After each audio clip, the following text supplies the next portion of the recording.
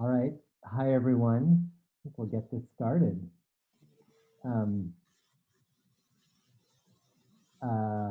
very pleased to today get a briefing from Rod Staples, Secretary of Transport for New South Wales. So by way of introduction, let me just say COVID has changed virtually every part of the way we live and the way our cities work, but maybe nothing more so than how we get around. All over the world, we are seeing congestion go away because people aren't traveling. We're seeing, in some cases, well over 90% of declines on transit ridership. It hasn't gotten quite like that here in Sydney because the Australian form of lockdown is less severe than what some other countries are doing, but it's still been quite severe here. So we are going to explore the world of transport for the next hour. What has been happening? What do the next phases mean?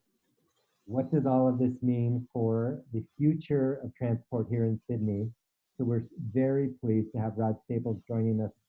Rod, as Secretary of Transport, leads a cluster with more than 25,000 people. He's had a whole series of high-powered roles before being Secretary. The way this is going to work, for those of you who have been tuning in to Committee for Sydney Live, Rod will give us talk. He's got a slide deck to walk us through. Then we will take questions and you ask those through the Zoom app. I will do my best to sort through those and merge them and pose questions to Rod. And we'll do all of this over the next hour.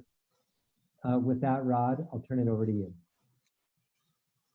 Thanks very much, Gabrielle, and I really appreciate the invite today to spend some time with you and your members. Great to see the committee doing things like this in a really challenging time. It's good to be able to engage in different ways. We've been doing quite a bit of live stream work internally within the organisation, but it's good to be able to get out and about a little bit and talk with you and some of your members.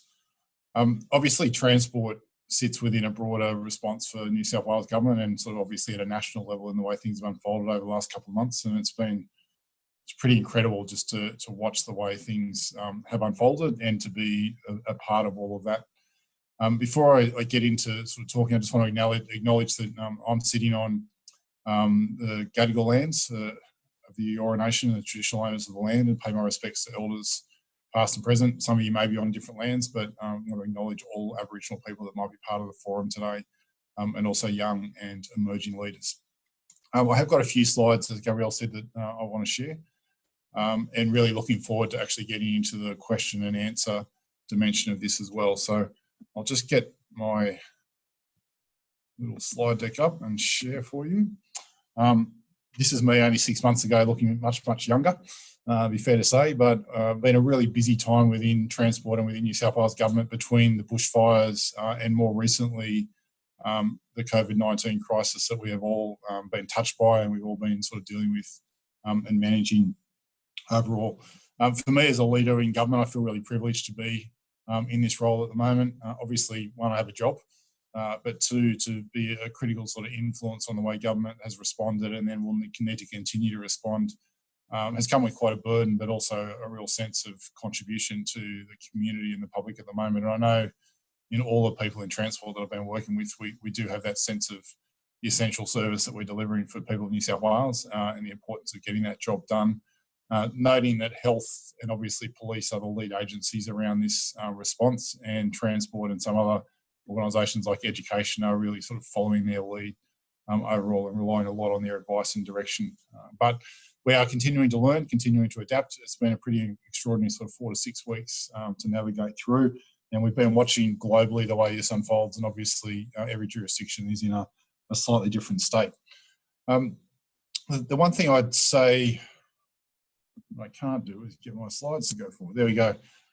In talking through today, one of the things I wanted to share is that within the organisation, we've been talking about the importance of leading and the way we lead through this crisis when there's so much unknown in front of us at the moment. We've really sort of focused on our leadership teams right through the organisation to give them some organising principles around the way we think, the way we operate, the way we prioritise overall. We have had a leadership sort of framework for some time driving around this, but it's a real test of leadership, I think, in any organisation when you confront a crisis like this. Mapped around some leadership behaviours, there's three things that we're really focusing on from a cultural point of view, which have stood the test of time really well through this crisis. The first one is needing to have a continued focus around our customers, keeping them serviced, albeit that the customer base and the customer need is really different at the moment. But really importantly, alongside that is the recognition that transport is only one dimension of a much, much bigger response that government is doing. And we need to be really mindful of the contribution that we can play for a greater good in supporting the community at this point in time. And I'll touch on that a little bit more. And the third one is that all of you, no doubt on this live stream, are leaders. You manage people, you care for people within your organisations. And the way we go about doing that at the moment, at a time of great anxiety and great stress, has a big impact on how we can deliver on those other two dimensions overall. So what I thought I'd do is spend a little bit of time talking about the immediate response that we've been going through those three lenses of customer, greater good, and our own people. And then I would talk a little bit more about where we might see some of the really positive opportunities going forward in the months ahead as we ideally start to step out of the worst parts of this crisis, albeit that things are still uncertain. But if we're really positive about it, where we see some of those opportunities going forward. So starting with customer, it'd be fair to say that as a result of the progressive implementation of restrictions on people moving about, we have had some really big impacts on the number of people moving across the entire state of New South Wales. Our public transport network, depending on mode, has dropped patronage anywhere between 60% and 90% over the last 4 to 6 weeks, and stabilised. Probably in the last couple of weeks, we haven't really seen much fluctuation up and down.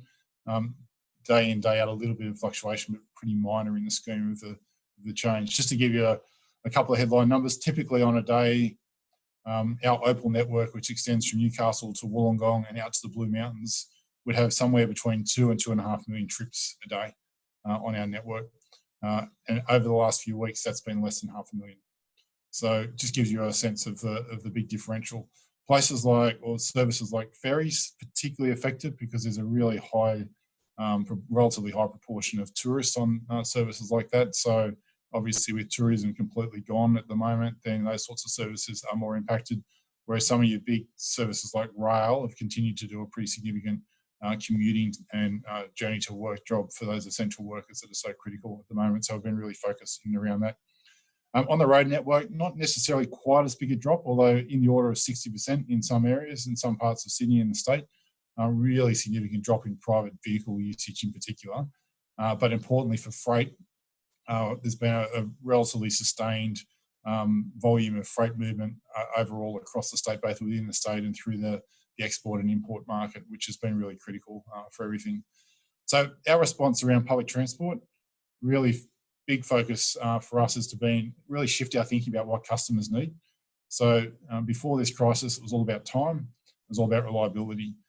Through this crisis now for customers, it's all about cleanliness and all about space. So we've really ramped up our cleaning regimes across our public transport network, whether it's our own operators such as Sydney Trains, New South Wales Trainlink, or some of our private operators, really worked hand in hand to increase how frequent we clean and really focusing on high touch point areas overall to give people more confidence that they're travelling on a relatively clean network, albeit that there are absolutely no guarantees in a crisis like this, as we all know. A lot of customer communications and education about what they should be doing to keep themselves clean. Don't travel if you're unwell. Keep your hands clean and so forth as well. Don't touch your face unless you absolutely have to. All of those sorts of messages. But importantly, also a decision pretty early on to keep running our entire service. Even though we had such a collapse in ridership, the general view was that is going to serve us really well in terms of creating space on the network in the short term and giving people the comfort that they can sit well apart. And I've certainly been on the public transport network myself quite a bit over the last few weeks interacting with staff, and having that sense of space is giving customers a real comfort. On the road network, it's really been about making some opportunities to do things that we couldn't typically do. So we've actually shut the M5 and the Harbour Tunnel recently to do major roadworks on those during weekends that we would typically not have been able to do because the volumes would be too high. So the dividends for customers in the months ahead will be that we won't need to do a series of night closures on some of those roads because we've made the most of the opportunities in there. In the background, probably not as obvious to people, is the amount of work we've done with the freight industry to make sure that there's no barriers either around ports or even as simple as things like having rest stops open for truck drivers to be able to do long distance trips and so forth, and making sure that health orders don't have the unintended consequence of really shutting down the critical freight industry, because we know how important it is for freight to get supplies to hospitals, to get supplies to supermarkets and those sorts of things. So beyond that, we've seen a big shift in active transport. I think you'd all know that if you've been out and about on the weekend. Probably less people commuting by bike at the moment. Certainly I do the occasional commute, and I haven't commuted for the last sort of 4 to 6 weeks, but a lot more leisure activity, walking and cycling going on around local areas across the whole of Sydney as well. And at one level, great to see people making the most of that time as long as they're keeping their social distance. So across the entire state, some really big shifts in regional New South Wales, I should have said, around public transport. Made some decisions to sort of space out the booking of things like XPT services so customers could have confidence they weren't sitting too close to anyone as well. So lots of micro decisions in that space. In the introduction, I talked about the fact that we are more than just delivering transport services or running networks such as roads. A couple of the really big things that we've focused on is obviously the scale of employment loss in the economy in recent weeks has been unprecedented. You have to go back a century to really sort of find anything, or nearly a century to find anything as dramatic as this back into the years of the Depression, and that's been well talked about globally. One of the things that we think has been really important is to keep the construction industry and the investment in our infrastructure projects going. The peak of our use on the network at the moment is in that sort of 5:30 to 7 o'clock in the morning, because we have been able to keep construction workers on sites. We've done a lot of work with the construction industry, engaging with them, making sure that they're doing all of the things on sites to keep the cleanliness and those sorts of things up. The natural advantage for construction sites being that they actually have safe systems already in quite controlled environments, and really just overlaying another level of control for COVID has been not necessarily a big stretch. But what that's doing in the background, while it also means our projects are still getting built, it's also providing employment in the economy in a really critical space. So keeping that moving has been a really big focus for us. Some smaller things, like we have a huge number of tenancies around our public transport network, small businesses and so forth, that rent premises to deliver businesses, whether it's a small newsagents at a station or a coffee shop and that sort of thing. Now, they're obviously suffering as a result of not getting the same level of foot traffic through the system. So we've been engaged with them around rent relief programs and so forth in the short term, because we want those businesses back once that public transport usage starts to increase, ideally in the months ahead. We've been experimenting with opening up in some town centres a bit more public space.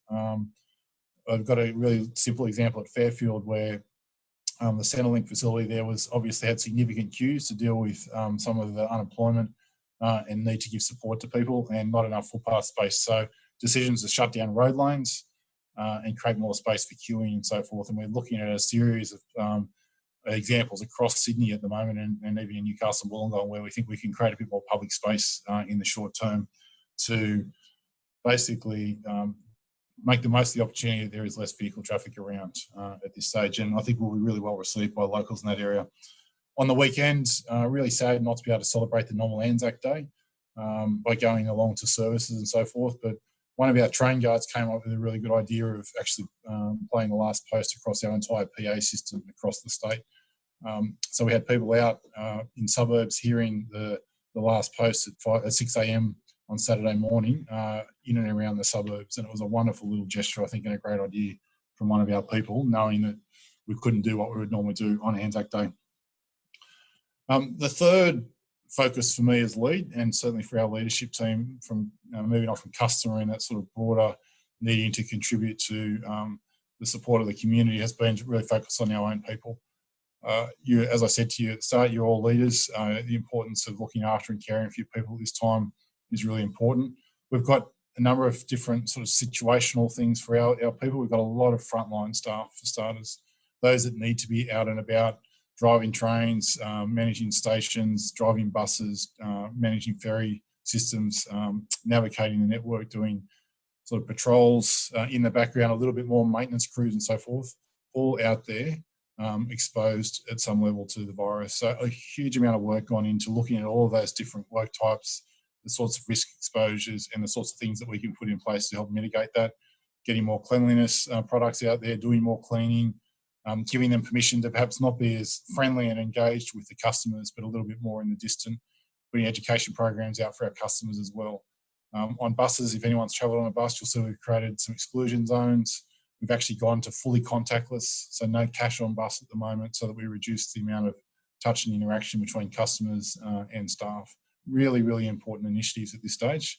And been watching globally the sorts of things that have been going on as well, but I'm really comfortable that we're keeping pace with a lot of the emerging opportunities to keep our frontline workers as safe as they possibly can.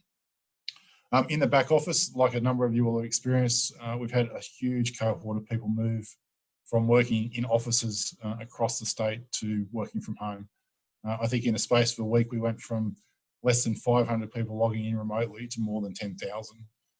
The pressure placed on our IT system alone was profound, but it stood the test really well, which I'm really proud of our IT teams for being able to have a system that's as resilient as that. But that's obviously come with a whole host of really positive benefits for people working from home, being able to be closer to family, but also some real challenges about being stuck at home, trying to do a multiple series of things, particularly in instances where you might have elderly relatives or kids trying to do homeschooling and those sorts of things. So making sure we've got the right sort of support in and around for those people and giving them the tools to be able to manage those sorts of things. And we're all learning. We're all learning on how to do that in a different way, as I'm sure you are as well. Lots of active live streams. We've actually done a few live streams with about 5,000 staff on where we get out and talk about what the latest is in transport, the sorts of situations we've had, and the number of positive tests we may have had in our workforce and so forth, and then a real open question and answer forum with a doctor that we've actually got within the transport cluster to give some really good information to our people and really allay some of the concerns that they may have where we possibly can. So that's a really good spectrum of just the big picture that we've been looking at across customer, across the broader community impacts and how we can support the community, as well as focusing on our own people. And to be fair to say, over the last 4 to 6 weeks, that started in a position of really scrambling as the initial scale of the disease spreading within Australia, particularly in Sydney, and to some extent New South Wales, really accelerated, and we were getting more than 200 cases a day at one stage within New South Wales alone. Significant changes in policy from government about introducing more restrictions. We were absolutely playing catch up in response to those in those early days. Probably since Easter, a bit of a turning point, being able to sort of have a little bit more stability and understanding of what's happening, and then start to think a little bit more about where to from here. What sorts of restrictions may be lifted, when may they be lifted, and so forth, given that we're now down to typically a handful of new cases every day. So not to say that we're out of the woods by any means. In fact, a really constant conversation going on within government not to get ahead of ourselves at this stage. Yes, we've got through the first wave, but every time we start to lift restrictions, we introduce the risk of further virus spread. So the concept of the app and the tracking and those sorts of things are going to be really important for us in the weeks and months ahead. Our first big hurdle coming up in the weeks ahead is when school kids start to go back face-to-face with teachers. I think that's been pretty well documented in the media about the various scenarios that have been considered around that. Transport's got a role in supporting the transport of those kids to and from school. So a lot of work going in to make sure that we can provide enough service, enough space, enough cleanliness to support that. And it's a really good chance for us to put our toe in the water to test how we can manage progressive increases in patronage and do it in a way that the community, parents and kids have got confidence that the system's clean and they can be safe on the public transport, not just when they're in the classroom at school. And we see more of that progressively going forward. But of course, as all of you, I'm sure, are thinking in your own minds, where do some of the big opportunities lie more broadly as a result of COVID-19? We certainly try and be very glass half full about this. And I think for transport, the big opportunity lies in the fact that people's thinking about how they work has been fundamentally jolted. Some for the better, some for the worse, but overall a sense that do we need to continue to work in the way we have been working in years gone by? Clearly, the lean onto technology, some of the positive things about things like live streams that we're doing now. We've been experimenting with a whole host of meetings formats within our own cluster. I know businesses are pushing themselves to interact in ways that we never thought of before. So for me in transport, the big challenge is to think about whether or not we can really shift Sydney and New South Wales in the way people move and the amount of time they spend basically doing their mobility on a daily basis, or weekly basis, or a monthly basis. And when you see the scale of drop we've had at the moment, I'm not for a second suggesting that we would retain that at the moment. But if we can start to get people thinking differently about how often they need to travel, the time of day they need to travel, we could potentially really make this state a more productive state, and we could really help with well-being across the entire community in terms of how much time people may spend commuting to and from work. And I see a lot of positive benefits in the way we could deliver services as a result. Maybe a more evenly spaced service across the day because there's less of a tendency for a peak hour focused type of service delivery, as well as being able to spread it across 7 days and have people maybe not travelling as much as well. Obviously, more opportunity for active transport as well. We are really having a look at our active transport program at the moment, cycling, our principal network, and seeing whether or not we could accelerate and work with some councils to do some things in a more prioritised way than perhaps we've been able to do in the past. And we have got some really good programs underway at the moment that will support that as well.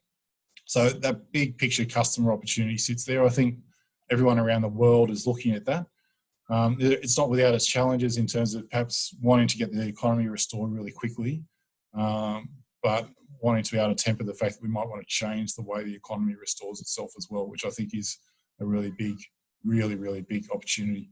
It's not just about transport, it's obviously about a broader community and economic sort of benefit that could come with that. So the way we're looking at it at the moment is how can transport really contribute to a positive shift in the way that New South Wales and Sydney sort of function overall for the community. And we think that there are some positive opportunities, lots of policy debate to be had over the next few months. And I think it's really important that it's a healthy, constructive debate, not just within government, but I think within the broader community about what are the good things that have come out of this that we want to retain. And I know transport will be right in the middle of that conversation. So looking forward to hearing some of the thoughts that might come up today overall. So that's probably it from me, Gabrielle. I might just stop sharing. I did forget to say in the background of my headshot here is actually the corner of my house at home. My office desk it sits right next to this little area. It's my 10-year-old son's creative Lego area, and that's about as tidy as it gets. But it's been a real constant reminder to me as I've been sitting doing live streams and so forth that you need to create a bit of mess to be creative. And I'm sort of really carrying that mantra with me at the moment with the organisation, is that it's okay to create a bit of mess in what we're doing, if in the upshot of it you can actually see some really creative outcomes coming forward. So I am a bit of a Lego nut too, which is another reason to share the screen. So right. Gabrielle, that's probably about enough from me. I'm really looking forward to getting into some questions, so I'll hand back to you. Great, thank you very much, Rod. And yeah, it looks like you have a future transport planner in the family with all those Lego projects. All right, everyone, I'm Gabriel Metcalf, CEO of the Committee for Sydney. We have just heard from Rod Staples, and we are now moving into question and answer.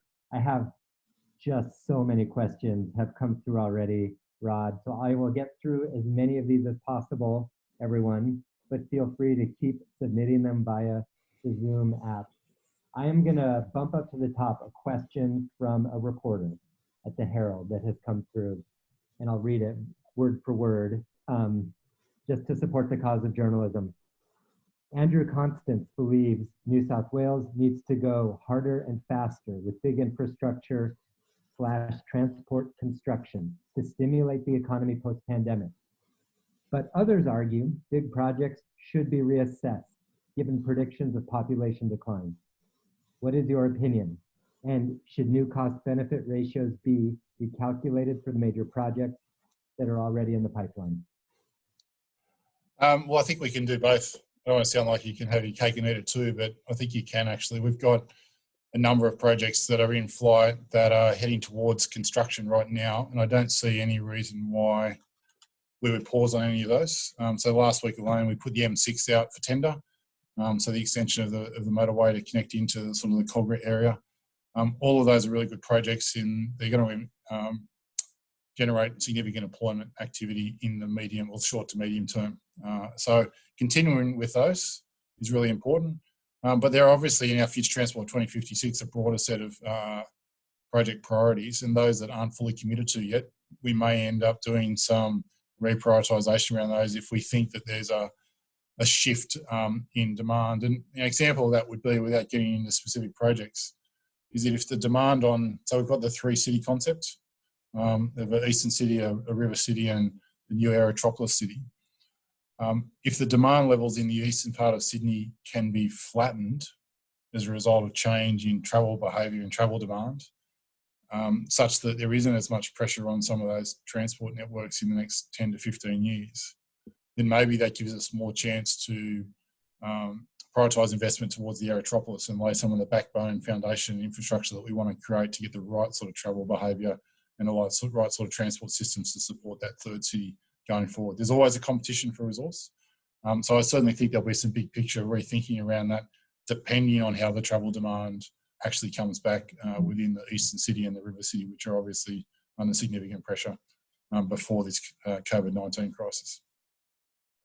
Okay, I have actually more than 10 questions about bicycling, which I'm going to combine up and just say, on Friday, the committee released a call to build the 30 or 40 year bicycle plan in the next 3 years.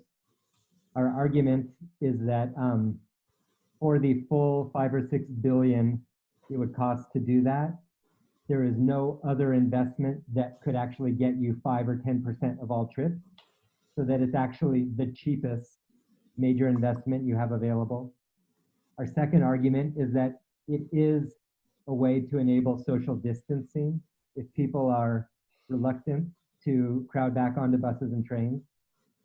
Our third argument is that it's a medium-sized project that can get in the ground fast enough to be helpful as fiscal stimulus. And then, of course, our fourth argument would be that it was already a really good idea for all of the obvious environmental and health reasons. But the question is, we see so many cities putting in temporary tactical bike lanes. We see some cities deciding to make those convert to permanent. What can be done now to accelerate the build out of Sydney's cycle network?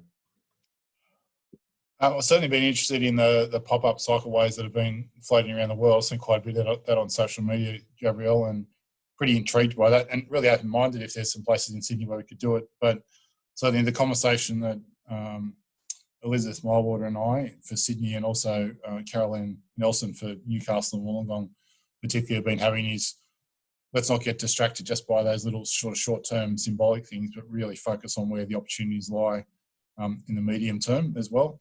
So we do have that sort of vision of a principal network which will allow more commuting, longer distance cycling across Sydney, and really looking in hard at that to see whether or not there's some opportunities to do more than we've currently got. I'm not sure I'm going to give you the commitment you want that we're delivering that whole program in 3 years today, Gabrielle, but I can certainly say, yep, now's the time to pause and see whether or not we can do more with that, recognising the sort of potential community's expectations that they want to see more.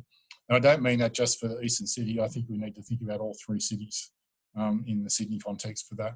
It's really important we don't lose Western Sydney in that conversation. I think the other thing that we want to do is actually give some more space to local government and work with Department of Planning. So this is not just about long distance cycling from one part to another. I mean, I personally ride once a week from the Sutherland Shire to the Sydney CBD, and I love it, but I know that not everyone will do that. But to me, it's a great sort of commute, and it's a really good health thing, but not necessarily everyone wants that. They just want it for their local moving in and around. And I think that there's a lot of opportunity with local governments to give them a bit more permission and space to go and do the things that they want to do. I suspect historically transport's been a bit tough and a bit restrictive on that. So that relationship with local government probably is an opportunity for us to adjust and give that freedom. Recognising that cycling itself is not just the only element. What you're trying to do is contribute to better places. So we talk about this a lot in terms of the placemaking. I think in that local government area, the cycling is just one dimension of what the community is trying to create in terms of better accessibility and calmer environments within town centres and so forth. And one of the intriguing things to me in this disruption is that, and not necessarily great news for commercial landholders in, say, places like Parramatta in the city, but is the amount of time people are spending in their local areas, in their local shopping strips, and accessing through walking and other things like they've never done before. It would be lovely to think, in fact, more than lovely, it'd be great to think we can retain some of that. And I know cycling's got a component to play in that going forward. So I think the main thing I can give you out of this, Gabrielle, is a real commitment that we're already focused on cycling going into this crisis. I think it's only sharpened our mind about where the opportunities lie. And I'd like to think in the months ahead that we'll have more of that program being rolled out. All right. More than a third of the questions that have been submitted are about bicycling so far. No, we'll keep them coming. Keep coming. You can get more pointed if you want. I'm going to shift the dialogue to some other topics just to make sure we cover everything. But those of you who are submitting, I think you heard a very thorough answer just there from Rod Staples. Quite a few questions are coming in about the question of safety. Is it safe to be on public transport? Is it safe for people to be on buses and trains? Should there be a requirement that people wear masks, as many countries have in public and certainly on public transport?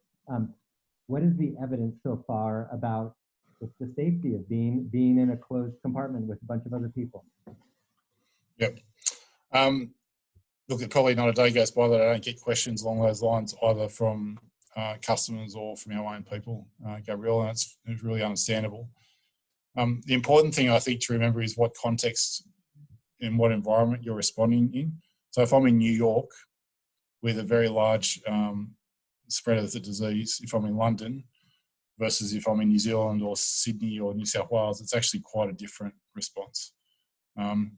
We're absolutely taking the lead in terms of health advice, World Health Organisation, down to the Australian Health Government, down to our own Chief Medical Officer in New South Wales on what is an appropriate level of control within public transport, and relying on that and recognising that that advice could change over time. But the really strong advice to us at the moment is public transport is safe so long as we keep the system clean, and so long as we keep a level of space, and so long as customers that are unwell don't travel, and so long as the customers that do travel clean their hands regularly. All of those measures will give a safe system for people to travel on. The challenge I face in the months ahead is if we start to release some of the restrictions that are in place and we start to see more people come back onto the public transport network, at what point does that become a point where we've got too many people travelling at once and it starts to become uncomfortable? Now, would you start to introduce masks and those sorts of things? There is a really mixed view around the benefit of masks overall, and the supply of masks and that as well. Certainly we haven't taken the path of having masks for our frontline workforce at the moment because the advice from health is that it's not necessary. We're not stopping anyone wearing them if they wish, but there is a sort of a view that they can actually introduce risks, and the main benefit of a mask is for someone that actually has the disease, and if they're wearing it, then it helps restrict the spread of it at this stage. So that's the advice that we're relying on. Now, I do keep abreast of what's being said globally, and obviously there's conflicting views around that. Important for me as a leader is to make sure we go back to the pretty clear and fact-based advice I'm getting from our Chief Medical Officer here in New South Wales and in Australia, which is consistent with the World Health Organisation sort of view around things as well. If we have further outbreaks of the disease, that may change around masks, and it may change about our level of comfort on public transport. But to date, we haven't had any clusters of outbreak using public transport at all. We have had a couple of issues with long distance services where passengers are on the trains for 8 or 10 hours. They come off a cruise ship and they've travelled to Tamworth or somewhere. They're the more risky environments at the moment, but we only book 1 in 4 seats. We check customers before they get on about whether they're well or not. And we've got sort of measures in those services to sort of try and mitigate the spread. So I think the main undertaking I can give is that I'm confident we're getting this as safe as we possibly can in this environment. And because the spread of the disease is quite low, so long as we maintain space and cleanliness practices, then people should be confident about using public transport. It'll be where therein lies a bit of the rich opportunity, but I think, Gabrielle, that if people don't want to travel because of spatial issues, spreading the peak like we've never been able to do before. We talked about it for years as a dream about sort of spreading across the day. I'd love nothing more than to adjust our service to almost to the same frequency across the day, because people want to travel at different times. So there's a fair bit on us, I think, at the moment. We're thinking pretty deeply about how we can get more information to our customers so that before they step on a train or a bus or a ferry, they can be confident that there's enough space there for them to be healthy at this point in time, and we'd need to ramp that up over the coming weeks if people do start to come back onto the service. That's a good segue to a question about spreading the peak of demand to move around, but also potentially reducing overall numbers by continuing to have more people work from home. And that's especially helpful if it's not everybody doing it on Friday, right? If it's spread throughout the week. So 3 policies that people have suggested to help do that. One is a major transportation demand management program working with major employers like universities to get them to desynchronize when they ask people to come in. The second would be peak and off-peak fares on public transport to give people an incentive to shift their trip time. And the third is congestion pricing to drive into the CBD, which would vary by time of day. What are your views on those or perhaps other measures as a way to reduce the peak of the AM and PM moving around? Look, I think we should debate all of those things in this new setting. The single biggest one is if we can stop people having to travel as often, that's going to have the biggest impact. And that is a big engagement with employers, I think. Even in my own workforce, it'd be fair to say I think we have always had this sense that people need to be in the office most days. And yet, if we reflect on the last few weeks in the way we've actually been able to connect, collaborate in ways that we'd never dreamed of before, respond to things more quickly than we could ever thought of, make everyone feel that they're more equal, because people in regional New South Wales are having the same experience as people in Sydney in terms of involvement in a meeting and so forth. Why would you want to go back to the way we were before? Ideally, businesses actually at one level see the strategic benefit. Now, that's not to say that we don't need human connection, that we don't want to bring people together. I think there's a balance between where we were and where we are today. There's no doubt about that. But ideally, businesses are actually saying to their people over the months ahead, you don't need to be here every day. And it's not just about Fridays. It's about what suits you for your particular life and how can we balance that off with the needs of the business. I know for me personally, while I've had to come in quite a bit, mainly to interact with frontline staff, I'm coming in after the peak now and seeing my kids in the morning, which I never used to do at all. So I think the not travel is number one. And then certainly pricing is an incentive, but ideally it's actually seen as much of a lifestyle and employer benefit choice and prospect that they offer to people rather than just needing to be really hard on the pricing. Look, congestion pricing in CBDs and so forth has been debated around. I'm not particularly concerned about our Sydney CBD, to be honest with you, Gabrielle. We've got 75 to 8% public transport mode in the city already. We've actually had real success over the period of the light rail and George Street closure to actually drive down demand. Can we go further? Yes. I'd say maybe some of the bigger benefits might lie with freight delivery and the times of day of freight delivery more so than necessarily sort of just in pricing. But I would keep an open mind to all of those sorts of things at the moment in terms of policy tools, but ultimately government's got to consider those. If we're all on the same page about the benefit of spreading the peaks, reducing the amount of travel, and we get business on side with that, I think we've got some huge opportunities for Sydney to be, and New South Wales to be a better place to live. Okay, a few people asking about land use changes that may emerge as a result of the transport changes. So not your department, but something you certainly are a keen observer of. If in fact congestion goes down because more people are working from home and some of these changes have become permanent. What planning theory would suggest is that there will be a dispersion in land use, that people will choose to live further away, whether that is kind of traditional suburban sprawl or whether that's a train to Newcastle, maybe depends a bit on policy choices that are made. But generally, there's this Marchetti constant that people, on average, the commute times are the same everywhere in the world, because people make different choices about where to live and where to work based on the mobility options. Do you see this leading to a decrease in how many people come into the city center or not? Do you see any changes that might come from this on the land use side?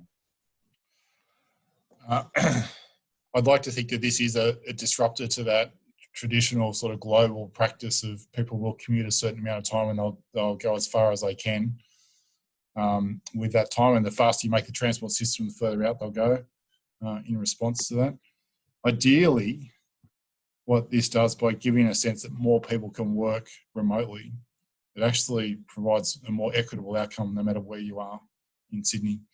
I think in the Sydney context, the three cities model still actually, if anything, is stronger under a post-COVID-19 element. It's not about the Sydney CBD. It'll be more about Parramatta and the Western City and that 30-minute city concept of when you want to travel, you're only travelling shorter distance and so forth.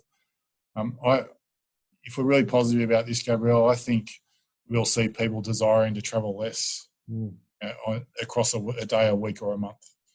They want more of that time to be for their lifestyle or to be more productive. You think about the amount of hours we all spend commuting at the moment with varying levels of productivity depending on what you're doing in that trip. I think this is a massive opportunity for Sydney to actually shift the productivity and the lifestyle dial. And that does mean less people travelling into places like the Sydney CBD, particularly in peaks. Yeah, I think that would be a fantastic outcome. So one of the cultural changes that could emerge from this is people realize how much time they've gotten back not commuting and decide and recognising that they can actually do a lot of things through these technologies that perhaps in their mind were not achievable before. And we probably all carried a level of prejudice in our minds about how much we could do. You could see it in global companies that connected, but as soon as we got local, it got too hard. Yeah. Now, I'm not speaking against face-to-face conversation. I think there is really a need for human connection, and certainly one of the things coming out of my own workforce and even people who are big fans of working from home or working flexibly is, oh, wow, it would be good to see people occasionally. So it's about teams finding the right rhythm and organisations finding the right rhythm for them, but giving a lot more flexibility to individuals about how they work and really pushing the bounds on the technology. Rod, quite a few questions about the business side of this, how the decline in fare box recovery is being managed and what you think the future trajectory of that looks like. Also, in terms of the contract structure with private operators who are operating pieces of your business for you, how is the risk apportioned between government and the private contractors? So a few different questions there about the business side of this. Yeah, and look, really appreciate some people asking around that. Certainly for me as lead in transport, my focus has been about the three things I've flagged, but I've not been completely immune to the financial impacts of this crisis. But bear in mind, for revenue into Transport for New South Wales as a cluster, we are about 75% dependent on taxpayer as it is. So when you think about the total impact on revenue, we're a little bit more protected, so long as the government has got sufficient revenue streams itself. Now, it's obviously going to have some challenging days ahead in terms of budget, no question at all. But while farebox is down quite dramatically, I've given you some headline numbers on patronage, and that can only point to sort of similar impacts in terms of revenue. We're going to have to balance all of that up in due course at a whole of state level in terms of how we absorb that impact. But the really strong message from ministers and government is get in and support the community at the moment, and we'll work our way out of the financial aspects of that going forward. When I dive into individual operators, I feel quite fortunate that the way we've constructed our service contracts with operators has served us really well through this period. The decision to continue to run our services so that we can give space and comfort to our passengers has meant that all of our private operators are getting the revenue streams that they could have expected. Their main risks are around workforce availability if a number of people get sick and so forth, because they're not taking fare box revenue.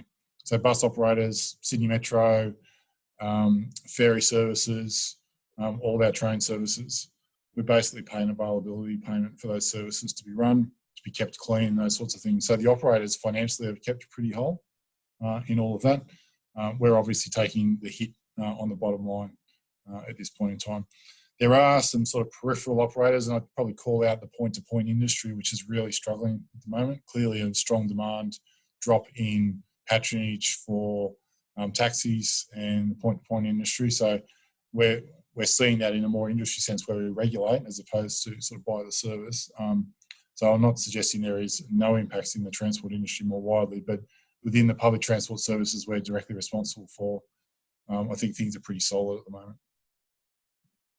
That's a good segue into a couple of people asking about regulations on Uber and Lyft, and I mean Uber and taxis. Sorry, no Lyft in Australia. Uber and taxis.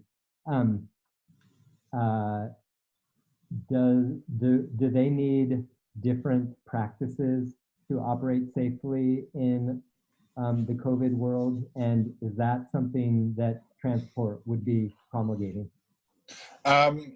So we haven't done anything in terms of a heavy-handed regulatory approach. What we've done is looked at that industry and said, there are some people that absolutely need that industry, whether it's wheelchair taxis or people with disabilities, just as an example, that rely very heavily on these services.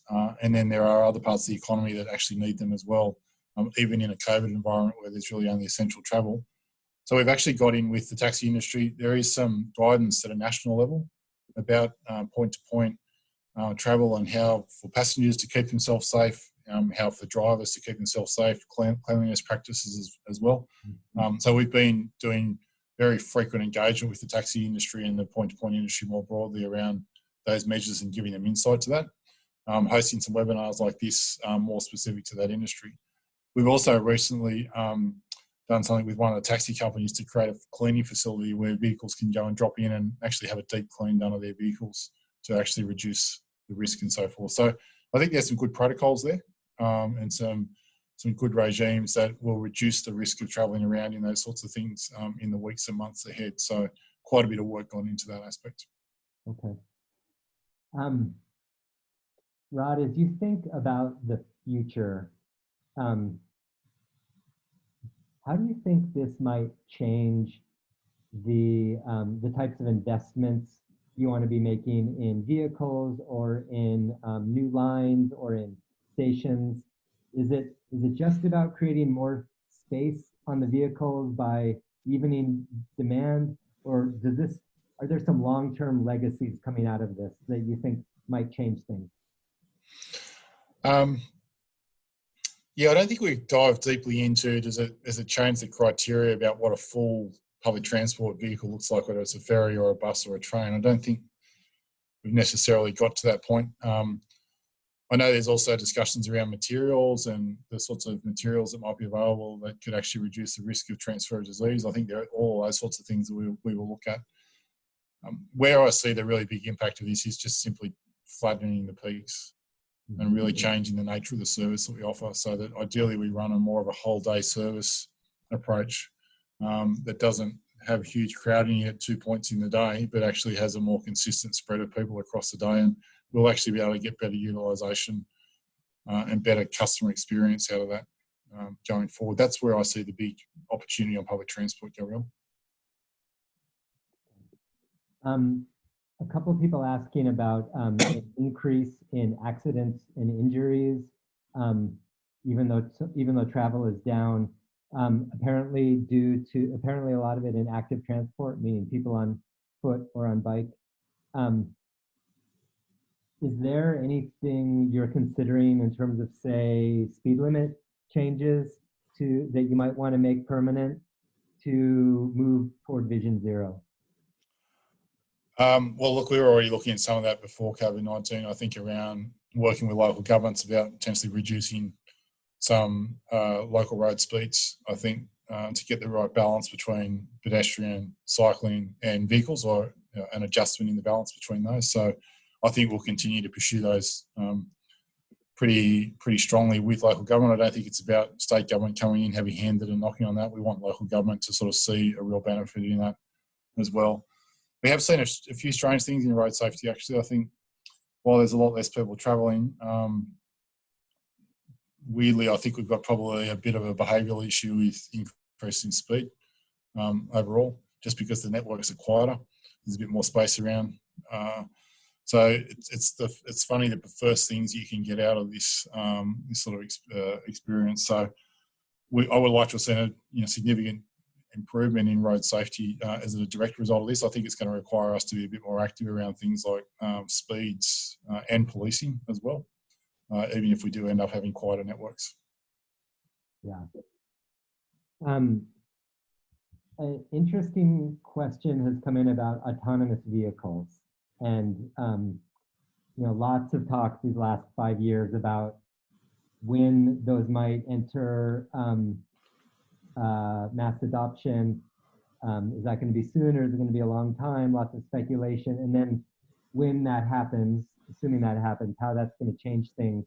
But thinking about that in terms of infectious diseases, the question is, on the one hand, they might be safer. There's not a driver to get sick or be infected by passengers. But on the other hand, the same issue you have with bus and trains, which is you don't know who's been there before you and if they might have sneezed on the seat. How does this make us rethink autonomous vehicles? Yeah, it's a good question. That's one I haven't actually thought about or had much conversation around at this stage. I don't think it significantly disrupts the journey towards autonomous vehicles. I think there's lots of really significant safety benefits that will come longer term in terms of collision prevention and those sorts of things that are obvious things to come. It just may mean that they need a tighter cleaning regime implemented. I mean, we've got autonomous vehicles in our metro trains at the moment. Those things drive themselves. We just upped the cleaning regime, and it might be that in an environment like this that vehicles have got to go back to base more to get cleaned as a result in those sorts of things. I don't see it as a disruption to the journey towards autonomous. I'd love to think it comes in the not too distant future, because I do see a significant benefit in safety alone.